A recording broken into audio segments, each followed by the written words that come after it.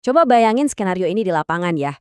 Kalian ngetuk pintu sebuah rumah, terus kepala keluarganya bilang gini, "Wah, kami sih tinggal di rumah peninggalan orang tua, tapi warisannya belum balik nama nih." Nah loh, pertanyaannya, apa status kepemilikan bangunan ini nanti di aplikasi kalian? Apakah milik sendiri atau malah bebas sewa ya? Agak membingungkan kan? Tapi tenang aja, karena setelah sesi bedah materi ini selesai, kalian bakal bisa ngejawab kasus-kasus rumit kayak gini cuma dalam hitungan detik. Halo semuanya, rekan-rekan pencacah lapangan yang luar biasa. Selamat datang di sesi penjelasan materi kita kali ini.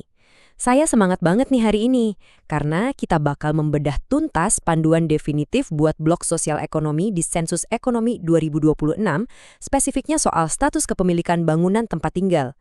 Menguasai konsep ini tuh bener-bener krusial ya, biar kita bisa dapat potret yang super akurat soal kondisi kesejahteraan masyarakat kita. Gimana? Udah siap jadi ahli di lapangan? Yuk, kita mulai.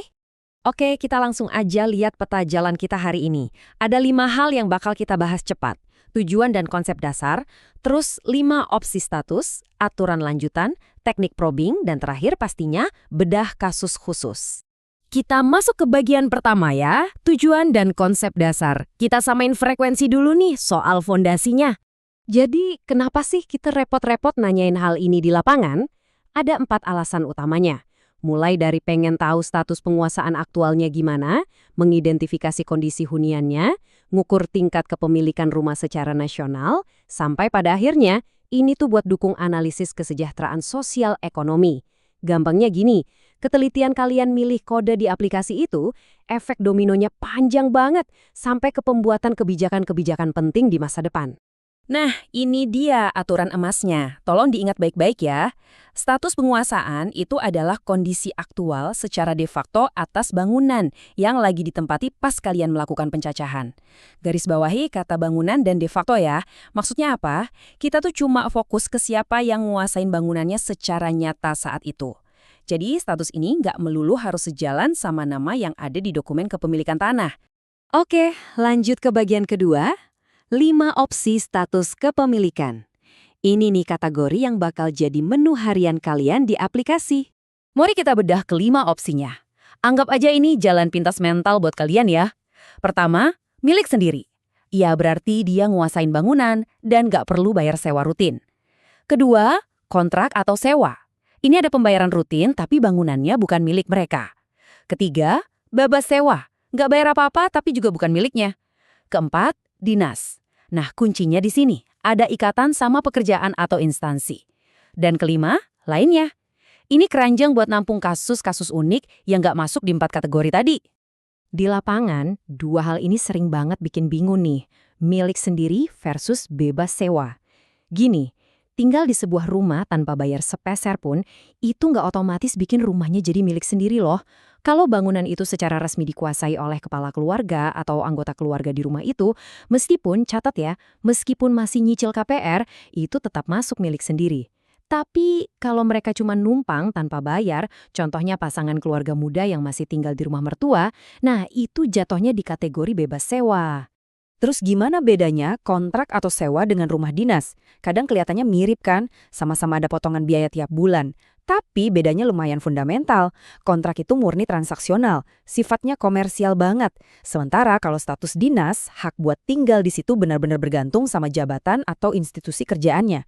Misalnya ada guru tinggal di perumahan dinas, gajinya dipotong buat biaya perawatan rumah, itu tetap statusnya dinas. Kenapa? Karena kalau dia tiba-tiba dimutasi, ya hak tinggalnya otomatis dicabut. Kita lanjut ke bagian ketiga ya, aturan lanjutan. Ini soal gimana sistem memvalidasi inputan kalian nanti. Poin krusialnya itu pas kalian ngisi rincian lanjutan nih. Aplikasi bakal otomatis ngarahin kalian ke blok yang beda-beda. R4A buat bebas sewa, R4B buat kontrak, dan R4C khusus rumah dinas. Nah pas masukin angka perkiraan nilai sewa, tolong diperhatiin, ada limit maksimalnya di angka 80 juta rupiah. Kalau nilainya lebih dari itu, tetap tulis 80 juta aja. Terus, angka 0 rupiah itu cuma boleh dipakai buat status lainnya. Dan satu lagi, kalau rumahnya milik sendiri atau bebas sewa, kalian tetap wajib loh ngisi perkiraan harga sewa sewajarnya di daerah situ. Masuk ke bagian keempat, teknik probing. Gimana sih cara nanya yang enak dan gak kaku? Bayangin ini tuh kayak ngobrol biasa aja. Jangan tiba-tiba nebak, maaf, apa status penguasaan rumah Bapak? Wah, bisa bingung nanti warga. Mulai aja dengan santai. Pak, Bu, rumah ini milik sendiri atau masih nyicil? Kalau jawabannya bukan, baru susul dengan, berarti tiap bulan ada bayar sewa rutin gitu ya? Kalau ternyata nggak bayar juga, pancing lagi. Oh, ini rumah dari kantor atau dinas ya? Kalau masih bukan juga, baru deh tutup dengan, kalau boleh tahu, ini rumah milik siapa ya? Dan berarti tinggal di sini gratis. Alur ini tuh ampuh banget buat ngunci jawaban responden. Oke, kita sampai di bagian kelima, sekaligus bagian yang paling seru nih. Bedah kasus khusus. Mari kita tes insting kalian. Kasus pertama, ini klasik dan bakalan sering banget ketemu. Keluarga Pak Budi beli rumah pakai KPR bank. Otomatis sertifikat aslinya masih ditahan dong sama bank, dan tiap bulan mereka masih ngos-ngosan bayar cicilan. Coba tebak, apa status kepemilikannya? Kalau kalian mikir ini milik sendiri, 100% tepat. Balik lagi ke asas de facto kita tadi ya. Biarpun cicilan belum lunas dan sertifikat belum dipegang di tangan, secara hak patai, rumah itu sepenuhnya udah dikuasai keluarga Pak Budi. Ingat, bayar cicilan KPR itu nggak sama dengan bayar uang sewa. Jadi, udah mantap, langsung aja pilih kode 1. Lanjut kasus kedua. Ini nih yang sempat saya lempar di awal banget tadi. Sebuah keluarga menetap di rumah warisan peninggalan keluarganya. Tapi masalahnya, secara dokumen, sertifikatnya itu belum dipecah, apalagi balik nama. Nah loh, statusnya jadi apa dong? Jawabannya adalah tetap kode 1 milik sendiri. Kenapa coba? Sekali lagi karena aturan emas penguasaan de facto tadi. Meskipun secara hukum di sertifikat namanya belum ganti, tapi faktanya kan bangunan itu sehari-hari udah dikuasai dan dipakai secara penuh oleh keluarga tersebut sebagai rumah pribadi. Selalu fokus ke realitas siapa yang lagi nempatin, bukan semata-mata ke nama di dokumen warisannya. Kasus ketiga nih, agak unik. Kalian datang nyacah ke sebuah rumah, ternyata di situ ada orang tua plus anak mereka yang baru aja nikah.